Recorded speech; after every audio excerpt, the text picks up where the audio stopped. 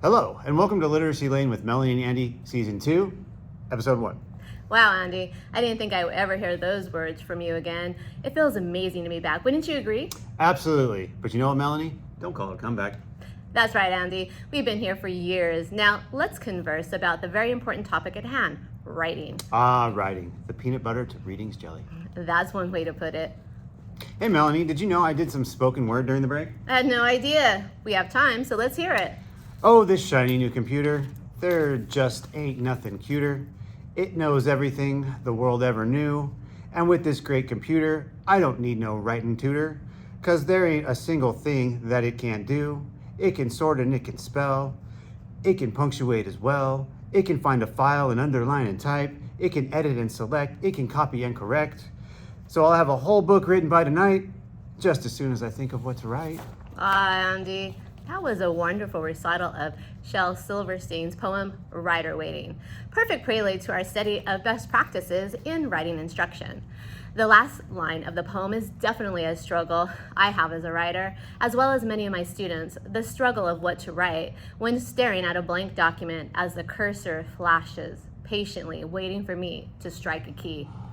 The struggle is real, Melanie. Definitely a challenge for our students, and I agree with Gallagher that writing is not just a school skill, but it is a life skill. Well said. Students need to realize writing is not just about developing narratives, informational, or argumentative essays. There is so much more to writing than the mere assignment at hand. Faux show.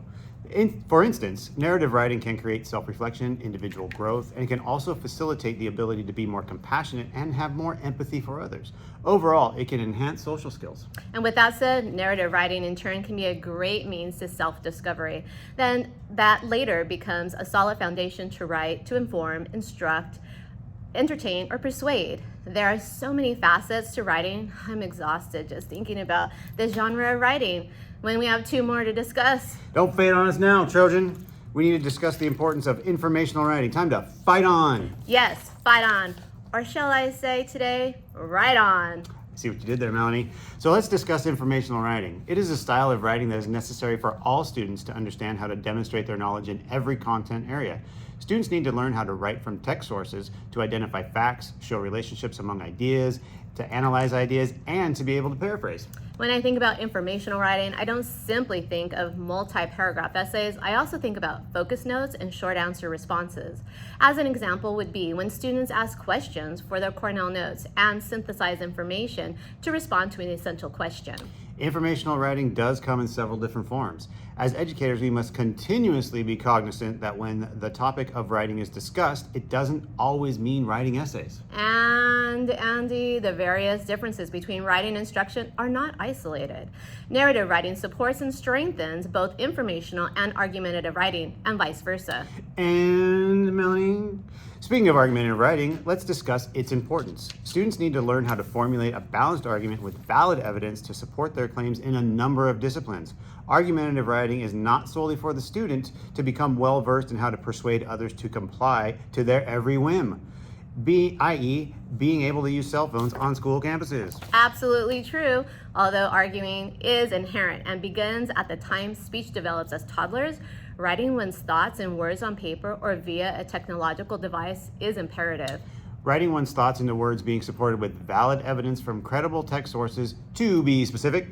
Point well made again. How all writing instructions go hand in hand. They are not separate from each other. They are a joint unit of expression. A unit that teachers need to teach collaboratively. Yes, Andy, in all content areas, not just English classes. Now, the question is, what are the best practices to teach these various writing skills? Well, you're in luck because I have an answer to that, Melanie. One word, model.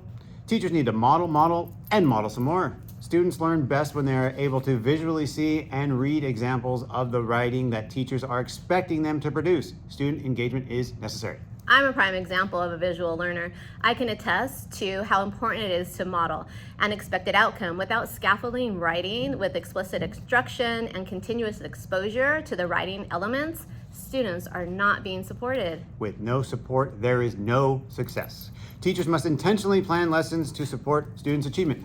Intentional lesson planning. There it is again. We are here to develop our students into lifelong lifelong learners, not only in the classroom, but also in their everyday lives and evolving world. Man, it feels so good to be back together on this quest for knowledge. So, are you ready? I'm ready, Andy. Happy reading and writing!